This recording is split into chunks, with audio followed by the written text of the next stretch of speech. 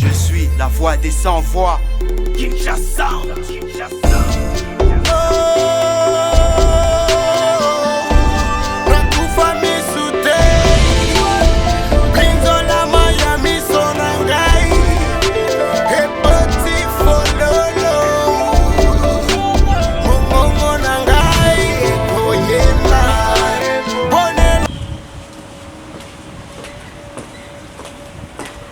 Bonjour à tous vous qui nous suivez de près ou de loin dans notre chaîne Congo Révélation News.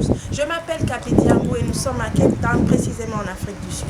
J'ai une nouvelle pour vous. C'est une annonce, une découverte, une prise de contact, un nouveau visage dans notre chaîne. Et sans plus tarder, nous allons découvrir cette personne. Suivez.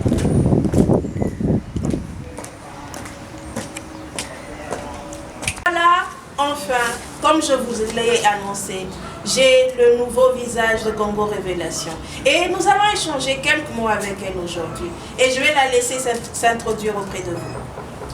Bonjour très chers téléspectateurs, je m'appelle Bethany Salima, je suis licenciée en communication d'organisation et je suis mère de famille.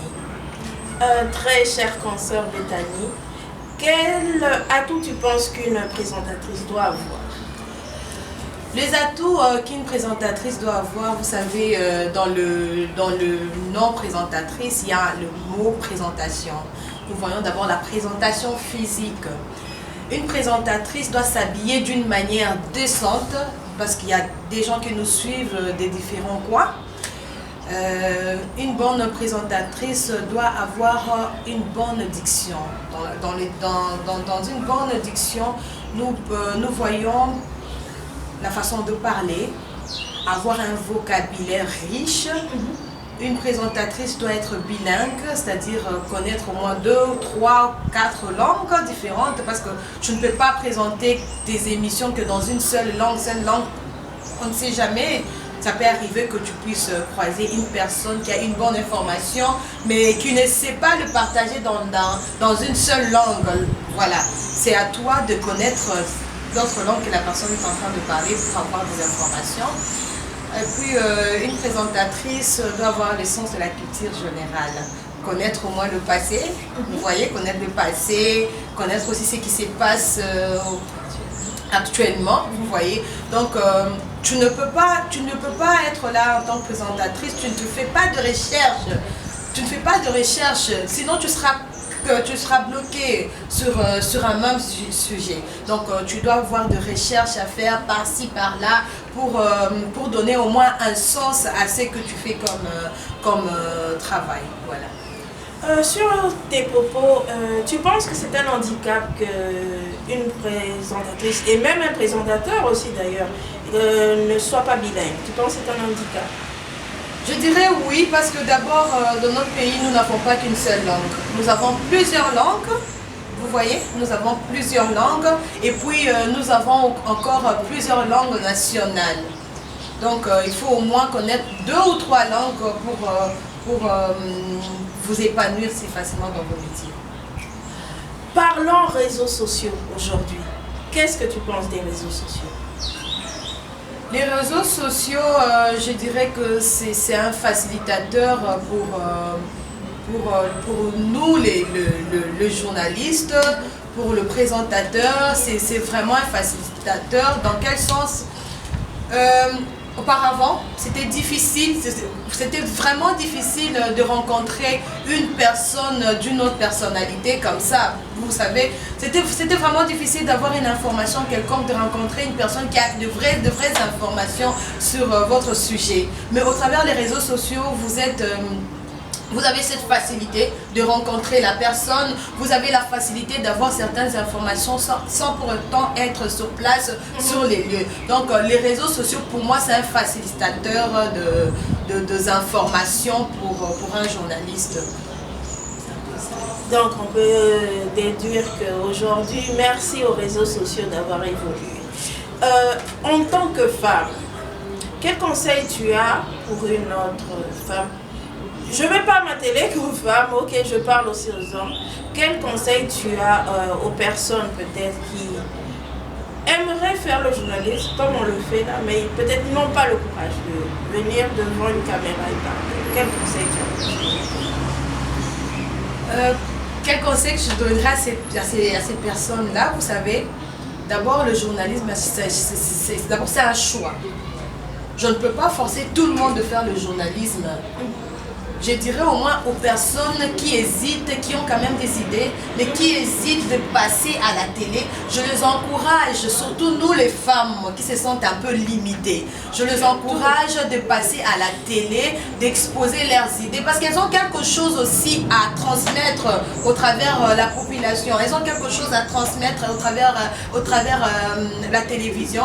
Donc j'invite toutes ces femmes-là de se sentir à l'aise, de venir parler, de venir exposer leurs idées tout en gardant leur dignité.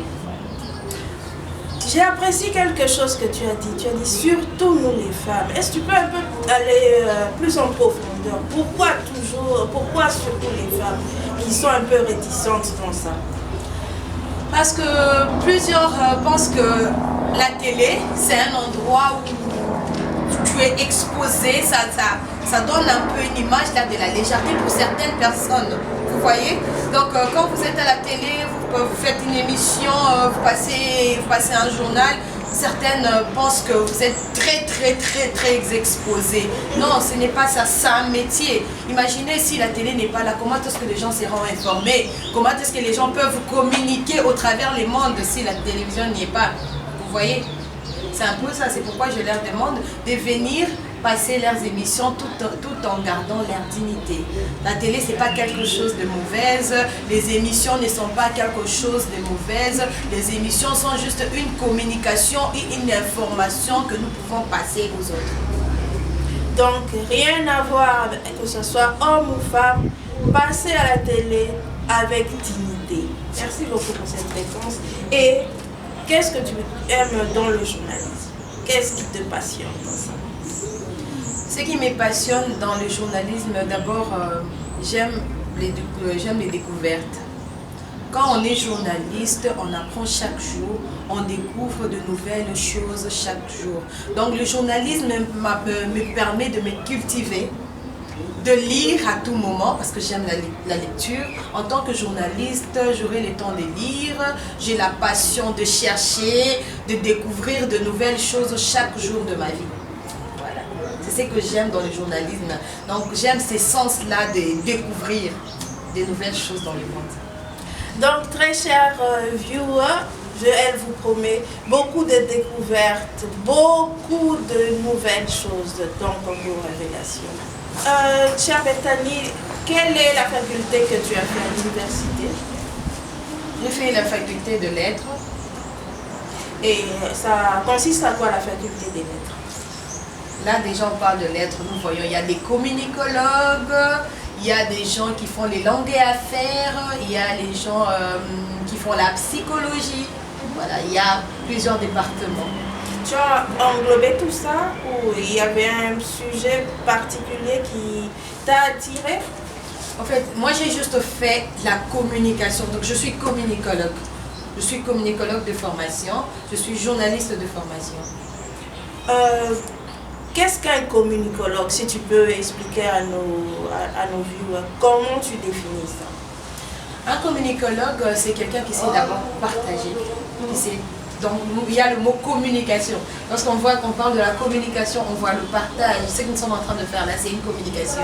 Je donne un sujet, on les développe ensemble, tu donnes tes idées, moi aussi je donne mes idées. Voilà, c'est un peu ça. Je suis quelqu'un qui sait partager une idée, je suis quelqu'un qui sait développer un sujet, je suis quelqu'un qui peut relever une entreprise en baisse.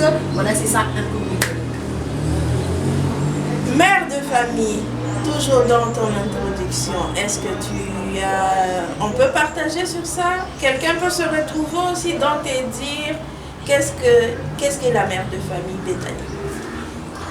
Lorsqu'on parle d'une mère de famille, nous voyons d'abord la personne qui a la tête dans une maison, à part le mari, parce que le mari c'est le chef de la maison. Après le mari, c'est la femme qui suit. Donc je suis maman, j'ai plusieurs enfants, je suis femme au foyer, je suis maman, j'ai des enfants. Vingtaine d'enfants. Vingtaine, voire même plus.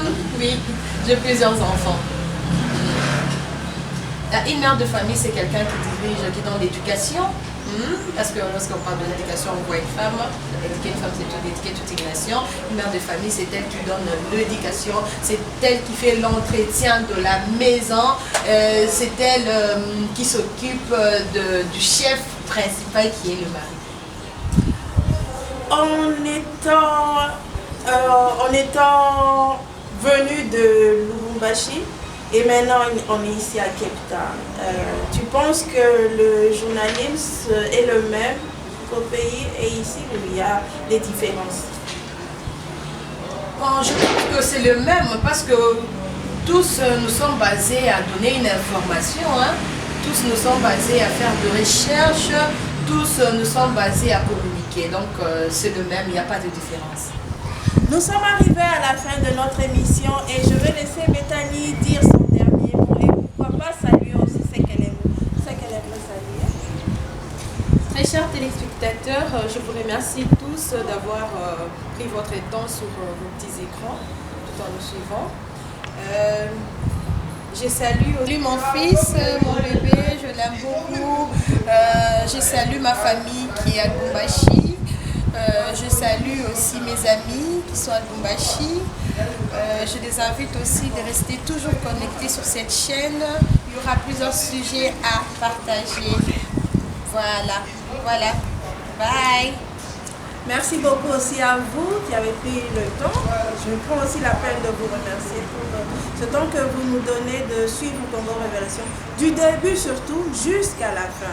Nous saluons tous nos abonnés et nous invitons aussi à ceux qui ne sont pas encore abonnés de s'abonner s'il vous plaît à cette chaîne. Laissez-nous des commentaires, donnez-nous des suggestions. Qu'est-ce que vous voulez que nous puissions vous présenter? Qu'est-ce que vous aimez? Qu'est-ce que vous n'aimez pas aussi? Parce qu'on est d'accord aussi avec les critiques. Surtout qu'elles soient constructives. Et j'invite tout le monde à rester branché pour les prochaines émissions. Mon nom est Kapi Diangou et j'étais avec Bethany Salima et à la prochaine fois. Au revoir. Je suis la voix des sans-voix. Kinshasa.